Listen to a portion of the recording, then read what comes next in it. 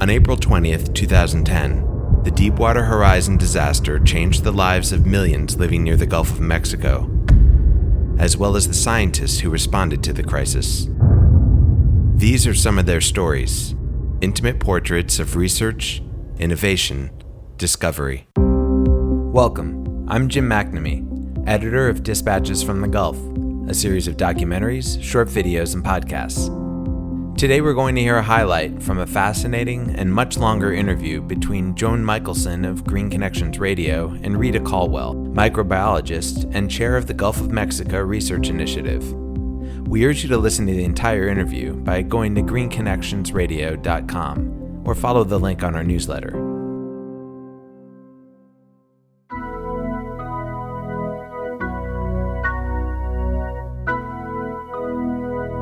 Welcome to Green Connections Radio, where we help you live green, work green, and earn green. I'm Joan Michelson. Find us on iTunes, TuneIn, and Stitcher, and at greenconnectionsradio.com, on Twitter at Joan Michelson, and on Facebook.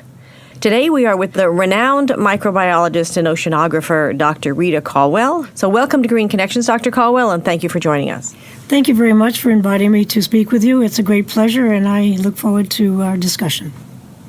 As a woman, what inspired you to study science? And science was not something that, there probably were no Rita Colwells around at the time you took this on to really inspire you. Some of the historic women in science, perhaps. But what was it that made Rita Colwell as a young person say, I want to do this? Firstly, I've always been very inquisitive, probably drove my parents crazy. I lived just near the lighthouse in Beverly Cove, Massachusetts, which means I spent a lot of my summers wandering the beaches and hiking and so forth. I always loved academics. And then finally, in my senior year, my college roommate, who continues to be a best friend, she's now a medical doctor in Chicago at the University of Illinois, told me about this terrific teacher who taught microbiology. So I took the course, and that was it. It's always about a teacher that inspires us, isn't it? Right. It's just remarkable, and I applaud you for carrying that on as a teacher. Tell me about an important decision point in your mid-career and how you dealt with it. When I was a senior at Purdue, I had made up my mind to go to medical school. I applied to 3 and was accepted at all 3. Yale was one of them. And then in March of my senior year, I met a very handsome graduate student to whom I am still married, and very happily, Jack Colwell. We decided to get married. I hate to say it on my first date, our first date, but that's the way it was, and it's been that way ever since. So that meant that I would put off going off to medical school till Jack, who had until then decided to do his PhD at Purdue, as his older brother Chuck had done in chemistry. So I went back to my department chair and asked if I could have a fellowship and I would stay on. And we would both get masters, and then we'd go off elsewhere because I didn't really want to do my bachelor's, master's, and PhD at the same institution. And Jack was amenable to that. So I went to the chair, and he said, we don't waste fellowships on women. Oh, my God. So I thought, Oh, my God. I went to my undergraduate advisor, Dr. Burdick, Alan Burdick, who was known as Tex, because he had come from Texas. And Dr. Burdick said, that's my gain, his loss. I have a research assistantship. If you take care of my fruit flies, because he was a Drosophila geneticist, you can have the fellowship, and that'll pay for your tuition, and you can get a master's in genetics. Done. Jack did a master's with a chemist at Purdue. What we didn't know at that time, master's degrees were sort of consolation prizes. And so when we arrived at the University of Washington, there was a little bit of suspicion as to why we didn't stay at Purdue, but we made it very clear that it was our choice and nothing else. So I fortuitously spent a year doing genetics at a time when it was exploding. Oh. So to do that master's, I took chicken genetics, tomato genetics, fruit fly genetics, human genetics, bacterial genetics. I was well grounded. And it teed you up for a future in science that you had no way to predict could possibly be happening, because it's like the golden age of genetics now. Watson and Crick, a few years earlier, had published their paper on the structure of DNA. And at Purdue, when I went to the university, quite ironically, one of my fellow graduate students was Linus Pauling's son. Oh, wow. That works. So I got to meet Linus Pauling as well. Wow. I bet that would have been fun.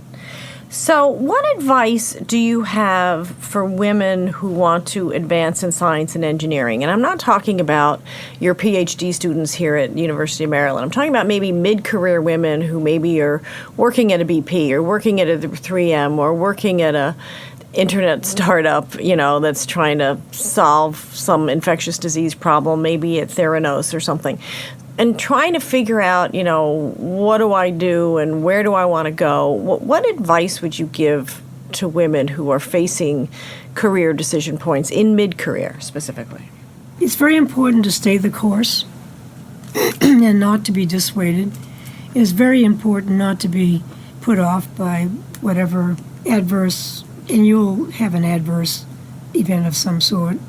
It can be everything from stereotyping that you're a woman, therefore your data are not as good as the guy next to you, even though he's not as smart as you are. There's even sexual harassment. It can range. Stay the course. Go to an ombudsman if you have had an serious adverse effect. And finally, find a mentor. Mentoring is very important. I guess I was fortunate in retrospect. My first mentor was my father, who believed in education. And for women, it was no question. For him, as he told me, what you have in your head, no one can take from you. That's right. Your personal possessions can be taken, but not your intelligence and what you learn. And then my husband, who's been a terrific supporter. And then I had a tremendous mentor, John Liston at the University of Washington, a Scotsman who had just arrived in the School of Oceanography, Fisheries at the time, and I was in the medical school. He was taking students. I was his first student in the field of marine microbiology. I was a pioneer. So it was a series of mentors. Well, this brings up an interesting point, and I just want to dwell on this for one extra second, and that is that mentoring is not necessarily, agreeing to meet with somebody once a week. Mentoring is somebody who says, look at it this way, or why don't you try doing this? I know you've never done it before, but I believe that you can figure it out. Or somebody who models decision-making for you in a way that says, you can do this, anything is possible. In effect, don't let the turkeys get you down. But so it's not, when you say mentoring, it's not a formal relationship. It's a give and take of somebody who kind of pushes you and helps you think better. Is that right? It's having someone to whom you can go when you have questions that range from how do you deal with craziness all the way to how do you deal with craziness in your data. It's advice not necessarily on the next experiment, but just maybe talking it over and how you interpret it in the results that you get. Or if you have some adversity and you're not quite sure how to deal with it. I think the important thing is that you really need to stay the course and find a way over, under, or around an impediment. You really must not say, oh, well, it's my fault. Because I would say 99% of the time it's not your fault. And you really have to be strong and believe in your data. I can account for a couple of times when I get sort of, well, to put it in the vernacular, a bit of a chicken about publishing it and kind of held back and ended up getting scooped. It's, if your data are solid, and the interpretation can be different, but if the data are solid and you have your interpretation, go for it. And trust your own intuition and your judgment. If you think you're being treated adversely, to use your word, then you are. Right. If it's making you uncomfortable, then it is. And if you feel that you need to find a way around it, do. But You're probably right. But there are things that happen. For example, there's a notorious case recently of two, I forget whether it was 2 or 3 female co-authors submitted a paper, and one of the reviewers said, add a man, it'll give it credibility. Are you kidding? In 2016? Oh my God. It might have been 2015, doesn't matter. Yeah, but still, wow. The women raised a ruckus with the editor. No kidding. And the editor-in-chief fired the editor, gave them new reviewers, and they got published.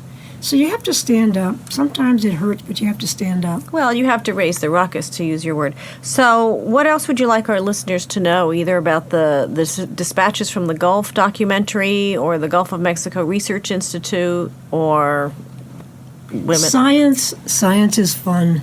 Science and engineering and technology have made our society the wealthy, healthy environment that we have. The doing of science is even more fun, and that's why we spent time developing a documentary, is to allow our citizen friends across the nation to share in that excitement. So thank you again, Dr. Colwell. You really are an inspiration.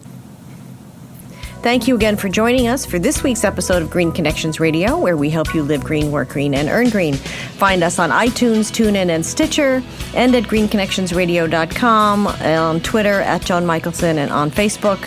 Thank you so much for joining us. I'm Joan Michelson. See you next time. Bye-bye now.